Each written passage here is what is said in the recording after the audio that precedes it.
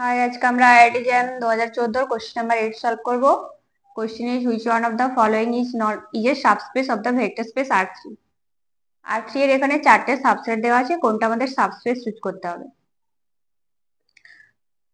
তো fourth option কি বলছে, আমরা শেষ থেকে করছি। ফোর্থ অপশন কি বলছে, x y z belongs to R3 such that x - 1 = 0, y = 0।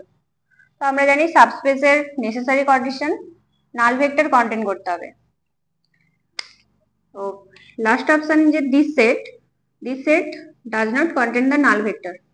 R3 এর null vector 0 0 0. So this null vector does not satisfy the first condition. First condition x - 1 = 0. So 0 - 1 = -1 not equal to 0. So null vector does not contain D. So fourth option is not a subspace of R3.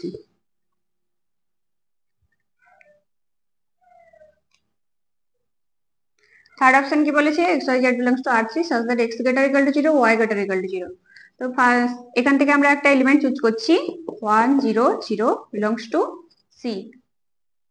তো যদি subspace হয় এই এলিমেন্টের যে কোনো scalar multiplication ওই এই সেটে থাকবে। তো এনি স্কেলার মাল্টিপ্লিকেশন, সাপোজ আমরা স্কেলার চুজ করছি -1, স্কেলার মাল্টিপ্লিকেশন তাহলে -1 × 1 0 0 = -1 0 0।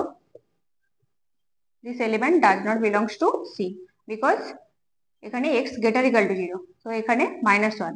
So third option is not a subspace of R3.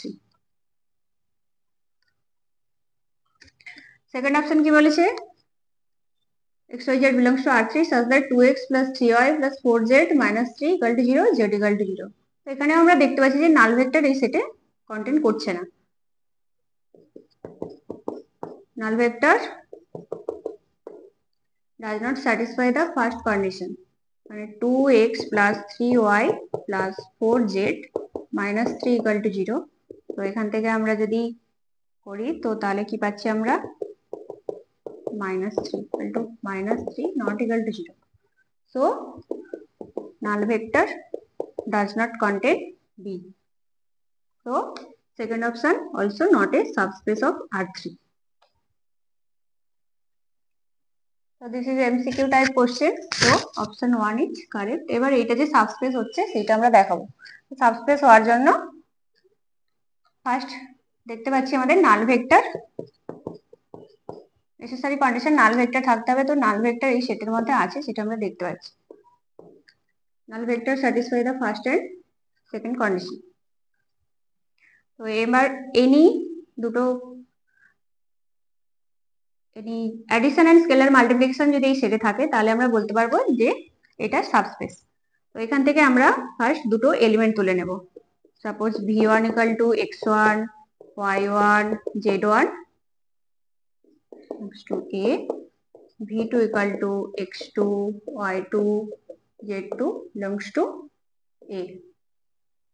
তো যেহেতু এটা এই দুটো এলিমেন্ট এ থেকে তুলেছি, তো এখান থেকে আমরা কন্ডিশন কি পাবো, x1 + 2 y1 = 0 and 2x1 + 3 z1 = 0। and এখান থেকে কি পাবো, x2 + 2 y2 = 0, 2x2 + 3 z2 = 0। এবার একটা এনি স্কেলার চুজ করছি c belongs to R।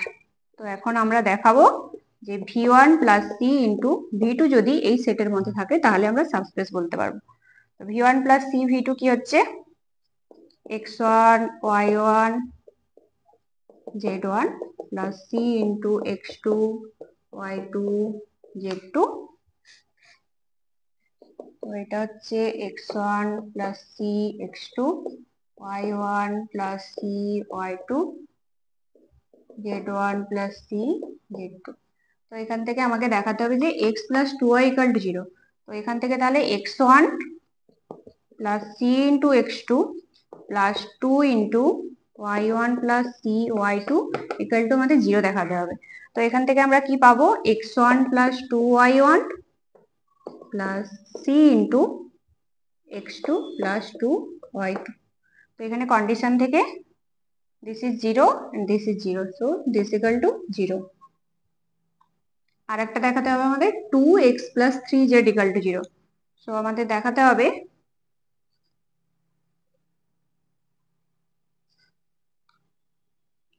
2